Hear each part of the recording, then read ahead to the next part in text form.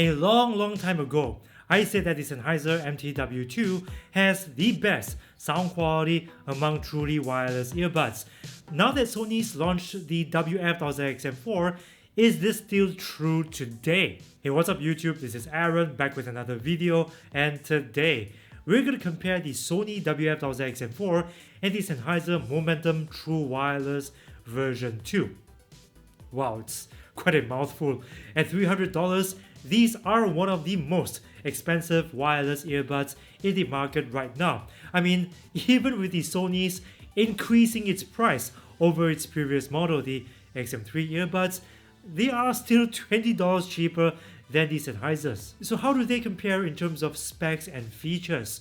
Well, quite close actually. The Sennheisers have up to 7 hours of battery in the earbuds and up to 28 hours with its charging case, while the Sonys have up to 8 hours of battery in the earbuds with up to 24 hours with its case. So while the Sennheisers don't have as much battery in the earbuds as the Sonys, you will get more battery overall with its charging case. However, the Sony's case is more portable. I mean, it is smaller than the Sennheiser's case, and that is a very compelling benefit in itself. So even if it doesn't have as much juice in its case as the Sennheisers, these are more portable and easier to carry around. That aside, they do have some similarities too in terms of features. They both have active noise cancelling, transparency mode, IPX4 water resistance, customizable touch controls, an app for software updates, and deeper customization on both iOS and Android devices. The Sonys though, they are a fair bit better in terms of features in its app. They've got options that lets you fine-tune how much ambient sound and noise cancelling you want, automatic switching of your ANC presets, DSE Extreme Audio Upscaling, which upscales the quality of your music by patching in all the missing bits of data that was lost over Bluetooth transmission, and Speak to Chat, a feature which automatically puts the earbuds into transparency mode when you're speaking with somebody in front of you. Now, that is a very useful feature because I don't have to manually put the earbuds into transparency mode when I'm trying to order a pizza or ask for directions. Now, there are a couple of things that reviews don't often mention. With the Sonys, you can use either the left or the right earbud for phone calls, but on the Sennheisers, they are locked in a right master, left slave configuration. So the right side is the master earbud, the left side is the slave earbud.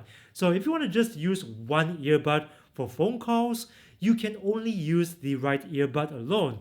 For some people, it doesn't really matter, but for others, this could be something that you want to look out for when choosing between these earbuds. In terms of comfort, I actually find the Sennheisers a bit more comfortable because they use silicone ear tips that aren't as stiff as the Sony's polyurethane tips. But that being said, the Sonys do feel more snug in my ears. Somehow they are shaped in a more form-fitting way, so they don't feel as loose in my ears compared to the Sennheisers. But of course, this may depend on your personal preference. For some people, you might prefer a tighter fit because maybe you want to use these earbuds for working out or for the gym. But if you prefer a more relaxed fit, this is what the Sennheisers will offer. Now, the MTW2s also have aptX streaming support, which is gonna get you better sound quality over AAC on an Android device. In terms of streaming high-res audio though, the Sonys have the advantage because they support streaming over LDAC. While yes, it is gonna drain more battery if you stream over LDAC compared to aptX, you can stream at up to 2.5 times higher the bit rate of aptX. This means a lot more to audiophiles because this is going to help them get the most out of streaming high-res audio from music services like Tidal, etc. Now, I gotta say that in terms of sound quality, some people might feel that the Sennheisers sound quite flat, even a little muffled out of the box. I wonder why Sennheiser kept its default tuning this way, because simply by bumping up its treble just a little bit in the app's EQ, it becomes one of the best sounding earbuds in the market right now. Pristine clarity in the highs, precise track separation of the vocals from other tracks, and tight upper bass. And I feel that the Sennheisers right now have a lot more to offer than when I first tested it back in 2020. It's got a high-end sound tuning mode now that you can switch on in the app. And this mode further enhances its track separation and timbre, though it is at the expense of some battery life. It is also possible now to manually adjust its bass, mids and highs in the app. But what I really like about its sound signature compared to the Sony's is its sound staging. While the Sony's have a broad soundstage along the horizontal axis, the Sennheisers have a deeper soundstage that makes live music recordings sound more three-dimensional. It's just something the MTWs have that so far other brands have not replicated so well. However, the Sony's do have some advantages too in terms of sound quality. It is about 10% louder than the Sennheisers, so you can expect the Sony's to sound much louder at the same volume level. And the Sony's also have more timbre and heaviness in the mid-range, with a bit more gravitas in its upper bass range too.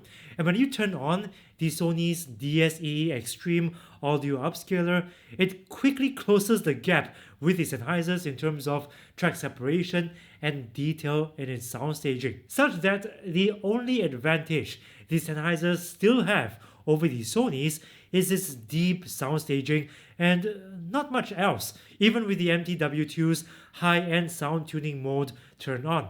So yep, this is how their sound signatures compare to each other. Right now, we're going to compare their phone call quality. As usual, I'm going to play some really loud cafe-style background noise to simulate making a phone call in a noisy cafe and record a voice memo on my phone. Background noise, Sony WF-1000XM4, record.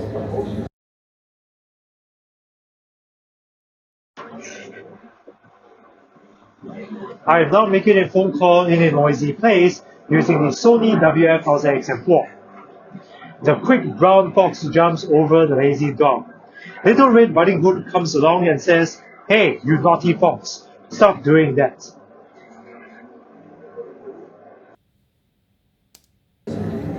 Background noise, Sennheiser TW2, record.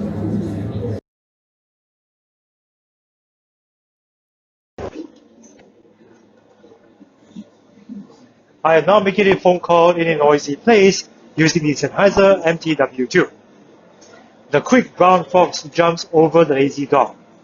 Little Red Riding Hood comes along and says, "Hey, you naughty fox, stop doing that."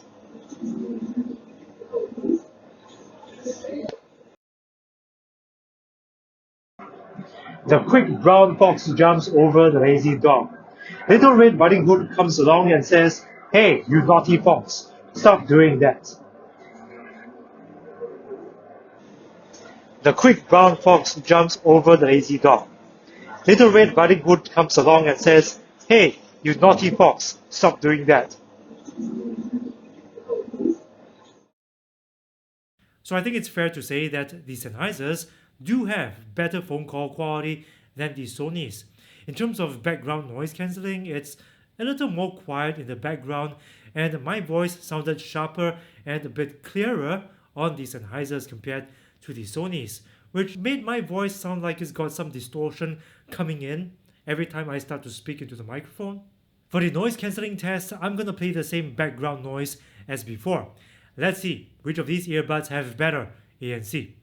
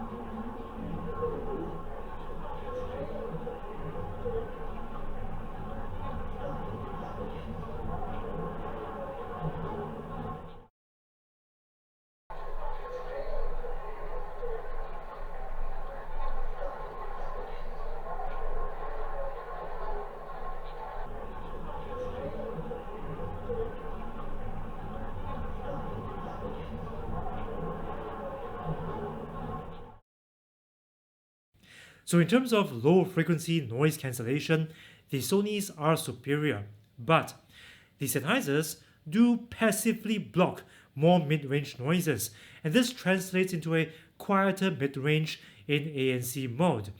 What this means is that the Sonys will cancel more droning or rumbling noises from planes, cars, and trains, whereas the Sennheisers will block human voices a bit better than the Sonys. However, I did notice that the Sennheisers do produce a somehow noticeable level of white noise masking, while the Sony's noise cancellation sounds a bit purer. Now, I do have to say that this white noise that I'm talking about is not something that you can hear easily from the earbuds because human ears don't pick up noise at the same sensitivity as microphones, which is why in the case of the Sennheisers, it's only something that you will notice in these kinds of recordings. So if you're using the Sennheisers on an everyday basis, you're not going to notice much or any white noise at all. Now we're going to check out how much Bluetooth audio lag they both have when playing video games and watching videos on both Apple and Android devices. The Apple device that I'm going to use is the iPhone SE 2020. For Android, I'm going to use the Samsung Galaxy S21 Ultra. First, the gaming audio lag test. As a reference point, let's see what the internal latency looks like on the iPhone SE. This is audio straight from the iPhone speaker.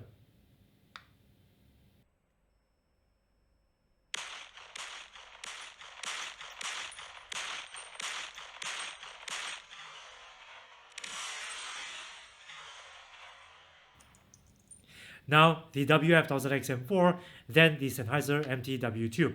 And then we repeat the same test on the S21 Ultra.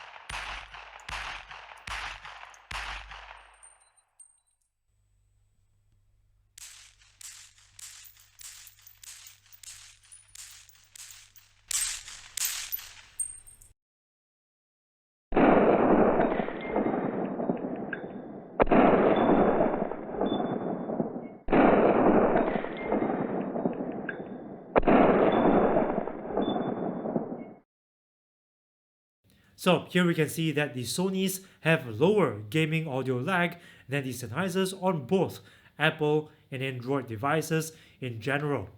It's about a 70 to 80 millisecond difference, which is not so noticeable without slow motion, but please note that this only applies to playing video games or real-time content. If you're watching videos on your phone using apps like YouTube or Netflix, you're not likely to get much or any lag at all because these apps have their own latency correction built into its code that automatically delays the video so that it syncs up better with the audio, like this. Hey, what's up YouTube? This is Aaron. Welcome back to another video, and today we're going to talk about the improvements that the just announced iOS 15 will bring to the AirPods Pro and AirPods Max. There are 5 improvements that were announced at WWDC, like Conversation Boost, Announced Notifications, Find My App Integration, Spatial Audio on tvOS,